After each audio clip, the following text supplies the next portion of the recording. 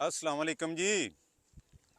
ਇਹ ਉਹ ਬੰਨਾ ਜੀ ਜਿਹਦੇ ਤੋਂ ਜੱਟ ਲੜ ਲੜ ਕੇ ਤੇ ਮਰ ਜਾਂਦੇ ਨੇ।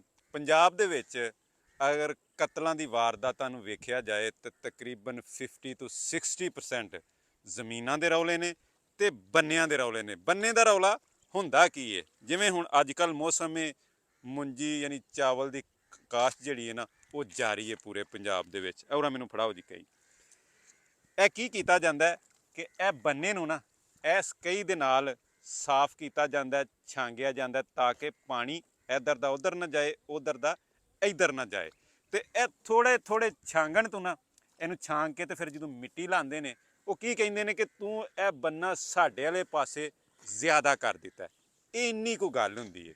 ਵੀਡੀਓ ਬਣਾਉਣ ਦਾ ਮਕਸਦ ਇਹ ਵੇ ਕਿ ਇਸ ਦਫਾ ਅਸੀਂ ਸਾਰੇ, ਕਿਉਂਕਿ ਮੈਂ ਵੀ ਜੱਟ ਹਾਂ, ਜੱਟ ਭਰਾ ਇਹ ਅਹਿਦ ਕਰੀਏ ਕਿ ਬੰਨਿਆਂ ਤੋਂ ਨਹੀਂ ਲੜਨਾ। ਜਿੱਥੇ ਜਾਂਦਾ ਜਾਣ ਦਿਓ, ਕਿੱਥੇ ਟੁਰ ਜਾਏਗਾ।